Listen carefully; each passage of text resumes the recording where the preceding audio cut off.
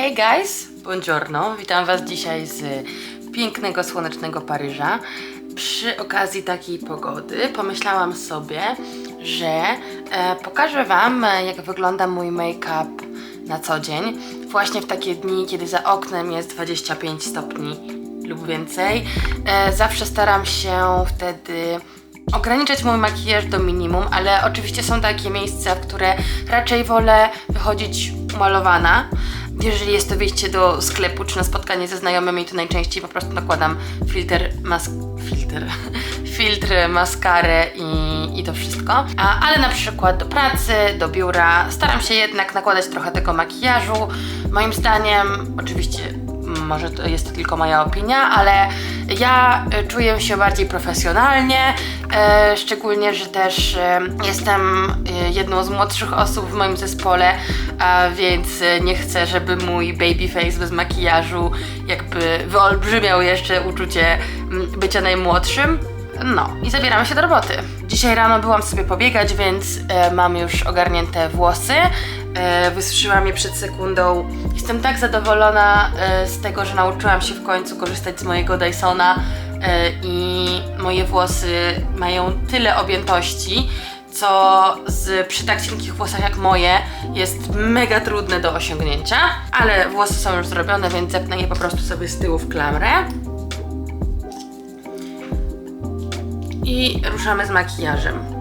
Skórę mam już przygotowaną, ponieważ oczywiście przy porannej pielęgnacji, po bieganiu nałożyłam na moją twarz witaminę C z Basic Club, a poza tym filmik o zmianach mojej pielęgnacji i o ogólnych zmianach mojej cerze, która jest... Nie mogę na nią teraz narzekać, już niedługo, ale po witaminie C nałożyłam krem z filtrem. Dałam mu porządnie wyschnąć, bo w międzyczasie miałam kilka rzeczy do zrobienia w pracy, a teraz przy okazji przerwy lunchowej zrobimy resztę makijażu. Swoją drogą, mówiąc jeszcze o cerze, to pewnie zauważycie, że nie jest idealnie, ale też ta moja cera w tym momencie to nie jest taki najlepszy moment, dlatego że 2 czy 3 godziny temu byłam na porannym bieganiu, a niestety na mojej twarzy nadal znajduje się mnóstwo przebarwień, zaczerwienień, no i też blizn z okresu, kiedy namiętnie wyciskałam swoje krostki na twarzy i nie da się tego uniknąć. Póki co cały czas próbuję dbać o moją barierę hydrolipidową, próbuję cały czas ją nawilżać, tą moją skórę, wspomagać taki proces, naturalny proces regeneracji poza używaniem środków aktywnych takich jak retinol i witamina C. Bardzo ważne jest pamiętanie o tym, żeby tej cerze pomagać się regenerować, ale właśnie dlatego na tej mojej skórze widzicie też pewne zaczerwienienia. Ale już niedługo, bo wyciągamy mój pierwszy kosmetyk. Odkrycie tego roku i ja wiem, że to nie jest żadne odkrycie, bo słyszałam o tym produkcie na prawo i lewo, ale jest to odkrycie dla mnie, ponieważ ja niedawno odkryłam stronę, na której mogę ten kosmetyk zamówić sobie tutaj do Francji i jest to BB Cream z Misha, czyli z koreańskiej marki. Ten jest super, dlatego że przede wszystkim bardzo budget friendly, szczególnie porównując sobie cenę z kosmetykami z Sephory. Ostatnio przed weselem znajomych uzupełniłam zapasy i za 3 produkty zapłaciłam 120 euro. 170 chyba, nieważne. W każdym razie porównując ten produkt, to kosztuje 7-8 euro na tej stronie, na której ja to zamawiam. Nie mam porównania z Polską. Wiem chyba, że ten produkt był dostępny albo w Rossmanie, albo w Hebe, ale może już go nie ma. W każdym razie dla mnie jakość, stosunek jakości i ceny coś niesamowitego. A przy okazji ten krem zamówiłam sobie jakieś 2 miesiące temu i mimo tego, że cały czas stosuję kremy z filtrem, staram się nie opalać i unikać słońca, to jednak gdzieś tam te słońce mnie zawsze muśnie, dlatego ten krem robi się już troszeczkę za jasny dla mnie. W drodze pewnie dzisiaj albo jutro dotrze do mnie ten krem w tonie o 1 ciemniejszym, ale póki co pracujemy z tym, co mamy. Zawsze mogę go trochę przyciemnić konturowaniem. Ja obecnie mam kolor 23, a zamówiłam sobie teraz kolor 25. Ten jest Natural Beige, a wydaje mi się, że ten, który zamówiłam, to jest Honey Beige. No w każdym razie jest to kolor 25. Co jest fajne w tym produkcie, że ma on właśnie wysoki filtr, bo ma filtr 42. Ja oczywiście nie polegam tylko na filtrze z produktów takich jak podkład i zawsze jednak moją bazę makijażową robię sobie z takiego filtra z prawdziwego zdarzenia, ale mimo wszystko zawsze jest to na pewno jakaś dodatkowa ochrona. Była mała przerwa na zmianę baterii w aparacie, bo zauważyłam, że ta jest już na wykończeniu, ale ja ten produkt najbardziej lubię nakładać na początku rękami. Pod palcami on fajnie dostosowuje swój kolor do skóry, do koloru skóry twarzy, ale też ja bardzo lubię później kładać sobie ten podkład na twarzy gąbeczką. Dobra, teraz czas na stick, czyli konturowanie na mokro. Tego produktu na pewno nie trzeba nikomu przedstawiać, bo jest to Fenty Beauty kolor 03 Mocha. Ja uwielbiam ten produkt, dlatego że on ma dość ciepły kolor, ale mi zupełnie nie przeszkadza to, że ma ciepły kolor, dlatego że ja uwielbiam takie tony, ale co jest w nim super, to to, że pasuje mi zarówno do cery takiej latem dość opalonej, jak i zimą, kiedy ta skóra siłą rzeczy jest jaśniejsza. Nakładam tak dość wysoko, dlatego że przy moim kształcie twarzy pomaga mi to troszkę wysmuklić te moje kości.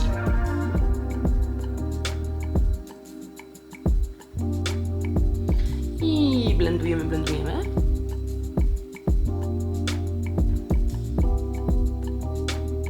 Uwielbiam, jak ten krem BB z niszy idealnie łączy się ze wszystkimi innymi kosmetykami.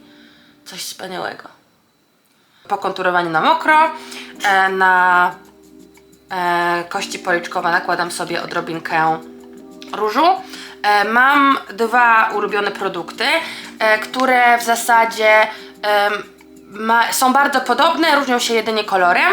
Jeden to jest z Narsa w płynie róż, który jest z bardzo dużą ilością drobnych drobinek, masło maślane, ale wiecie, o co mi chodzi. A drugi produkt to jest coś nowego, co cały czas jeszcze testuję, ale bardzo mi się podoba. Jest to produkt z Charlotte Tilbury i nazywa się Glowgasm. Ten jest w kolorze Peach. To jest chyba jest tylko jednym kolorze dostępny i nazywa się Pinkgasm, z tego co mi się kojarzy. Obydwa mają coś z orgazmem, no ale nazwa to nazwa. W każdym razie ja dzisiaj chyba mam bardziej ochotę na coś różowego. Trzeba je mocno wstrząsnąć właśnie, żeby te drobinki w środku się rozprowadziły. I jedna pompka tego produktu to jest dla mnie za dużo, dlatego ja staram się właśnie, żeby nie marnować, to nakładam tak połowę mniej więcej. No wiadomo, że jak nie jestem w stanie tego dokładnie zmierzyć, ale tak mniej więcej połowę i kładam sobie to tak. No, miałam pod ręką gąbeczkę, więc użyjemy gąbeczki.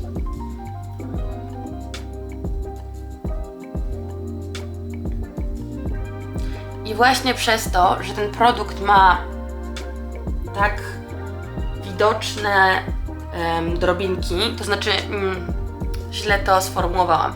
Te drobinki nie są widoczne, ale jest ich duża liczba, więc one trochę działają jak róż połączony z rozświetlaczem, więc nie korzystam już z rozświetlacza na mokro, co latem jest super opcją, dlatego że oczywiście chcę, żeby ten makijaż był dość lekki, a większa ilość produktów będzie automatycznie sprawiała, że makijaż będzie cięższy.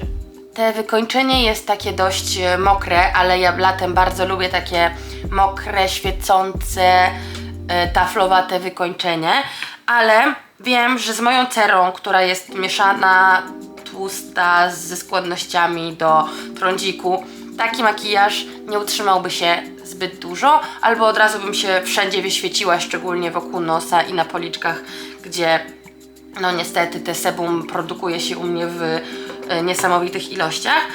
Dlatego to wszystko sobie teraz utrwalę. Na co dzień korzystam z 2 produktów. Nie. Na co dzień korzystam z jednego produktu i to nie jest ten produkt.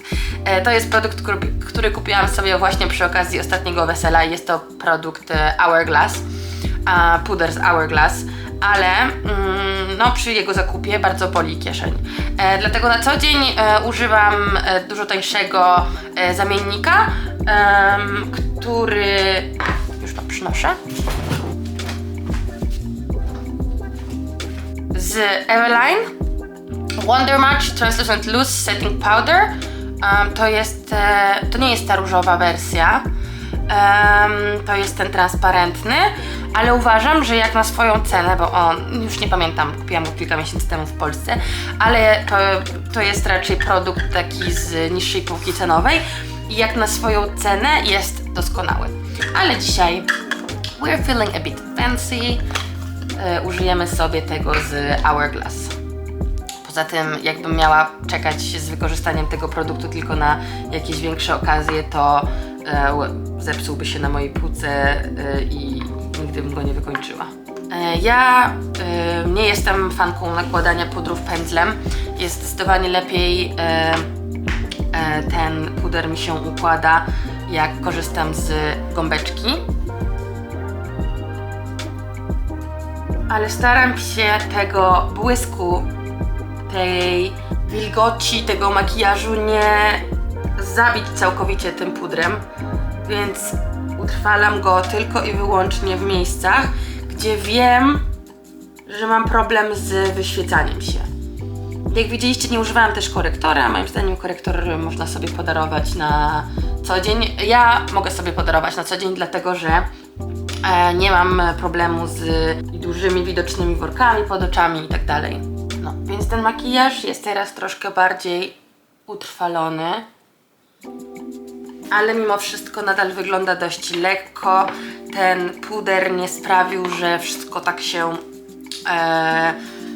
utrwaliło na kamień, tylko delikatnie przymatowiło te takie najbardziej mokre miejsca na twarzy. Fantastic. Przechodzimy do kolejnego kosmetyku, którym jest puder.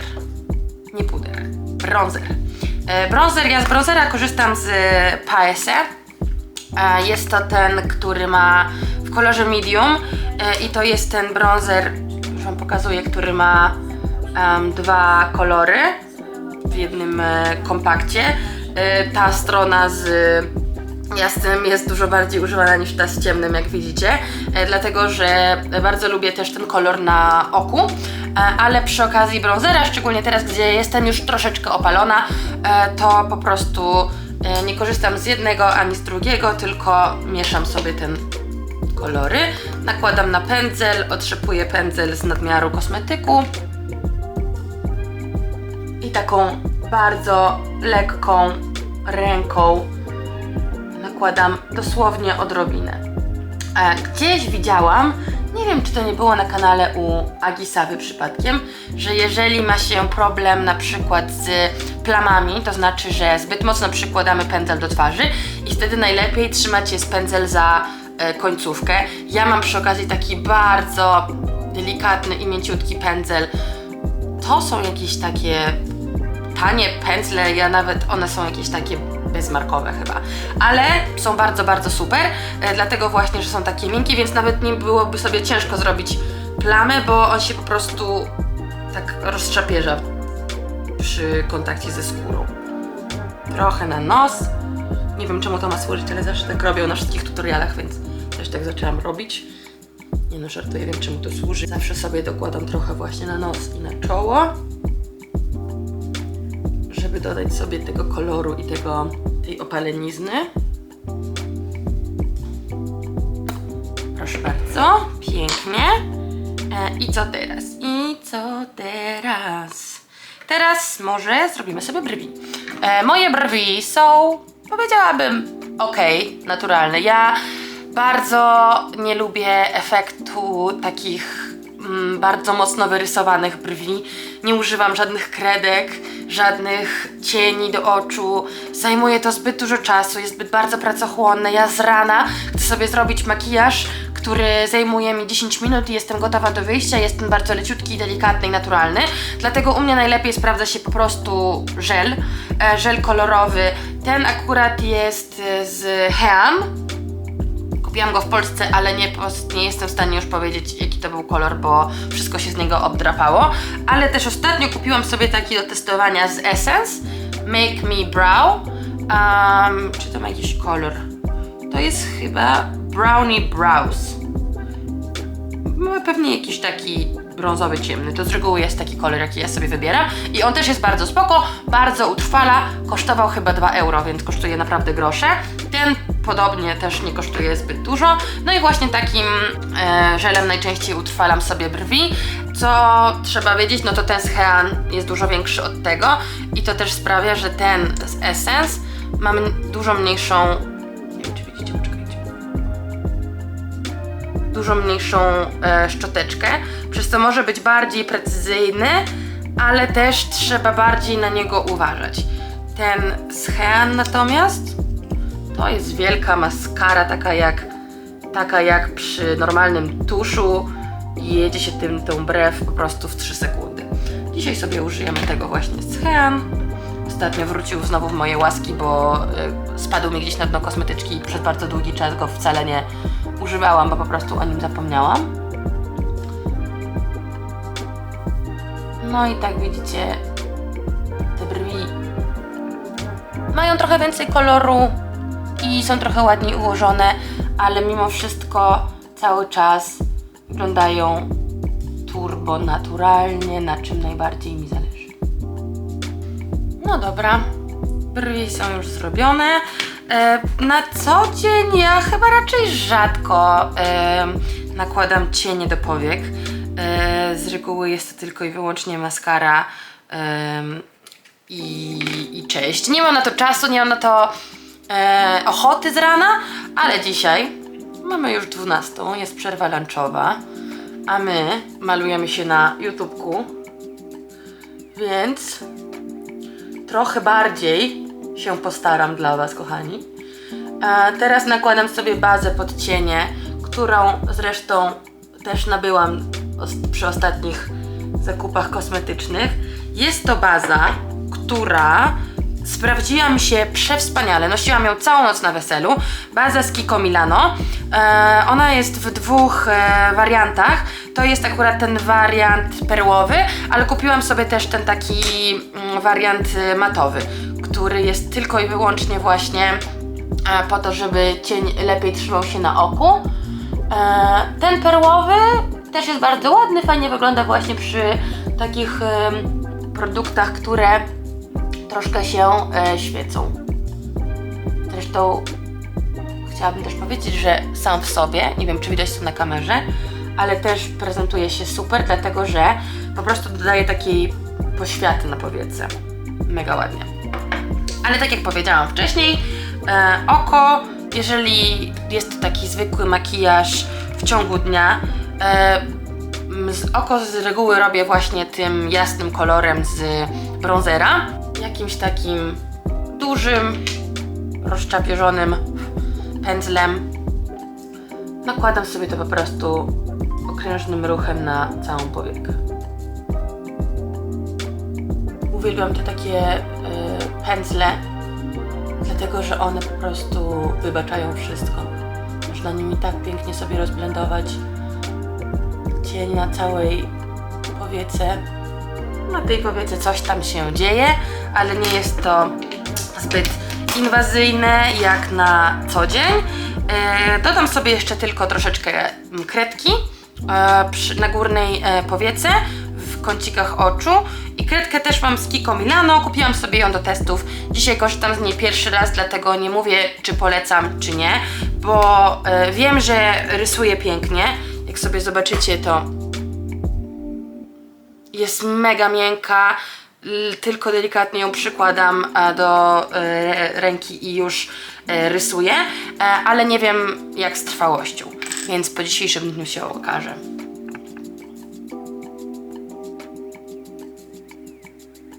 Kredka jest super dlatego, że z drugiej strony ma właśnie taki dędzelek do rozcierania, a ja nie chcę sobie robić zbyt poważnych kresek tutaj. Chcę tylko delikatnie przyciemnić linię rzęs, dlatego że moje naturalne rzęsy są dość cieniutkie, a jak widzicie to jest taka bardzo subtelna różnica, ale myślę, że na co dzień robi robotę. Kreska już zrobiona.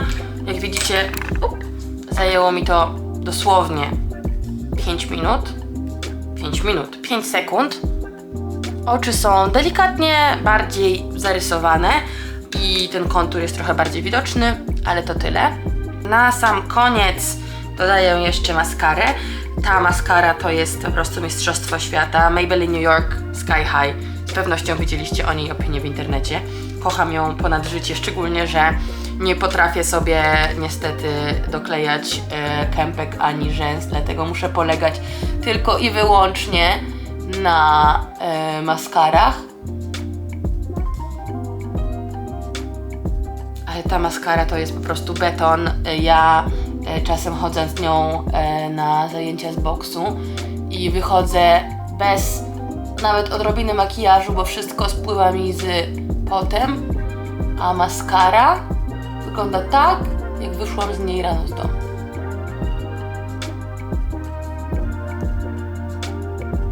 Patrzę sobie po moich kosmetykach, żeby upewnić się, że niczego nie zapomniałam, ale niczego nie zapomniałam, zostają nam tylko usta. Jak ja się cieszę, że powrócił czas błyszczyków. Kochałam błyszczyki przez całą podstawówkę, miałam ich całą kolekcję. Potem niestety nadeszła moda matowych pomadek, a ja tak bardzo nienawidzę uczucia suchych ust. Niestety większość z tych matowych pomadek jednak powodowała tą taką suchość na ustach, a ja jestem naprawdę największą fanką takich mokrych, nawilżonych ust. I właśnie ostatnio kupiłam sobie błyszczyk też z Fenty Beauty. To jest kolor 2 Fussy. Bardzo mi się podoba, jest mega trwały. Zastanawiałam się przez dłuższą chwilę, czy rzeczywiście będzie widoczna różnica między błyszczykiem za 5 euro, a błyszczykiem za 17 euro. No i jakby w odczuciu ten błyszczyk jest dużo bardziej przyjemny, ale też zostaje na ustach dużo dłużej. Więc normalnie wcześniej dokładałabym sobie błyszczyk co godzinę albo co półtorej, a ten nakładam rano przed wyjściem z domu, potem może raz albo dwa w ciągu dnia, ale cały czas mam takie uczucie nawilżonych ust, że ten produkt tam cały czas jest, mimo że nie jest już tak błyszczący jak na przykład na początku, to jednak na tych ustach cały czas jest. No i właśnie ten kolor też jest taki nieinwazyjny.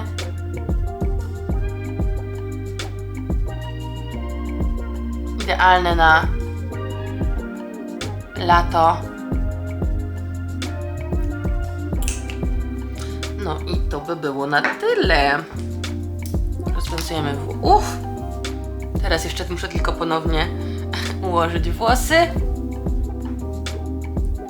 Gotowe. I co? Jak Wam się podoba? Dajcie znać. Powiedzcie mi, czy macie jakieś triki na letnie makijaże. Czy macie jakieś produkty, których używacie wyłącznie latem, albo szczególnie lubicie ich używać latem. To tyle ode mnie dzisiaj. Mam nadzieję, że podoba Wam się mój makijaż. Mam nadzieję, że coś może Wam się przyda.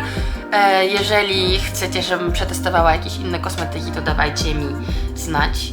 A teraz żegnam się z Wami i wracam do pracku, bo przerwa lunchowa już się kończy. Bizu! Teraz tylko jeszcze muszę posprzątać ten bajzel, zanim wrócę do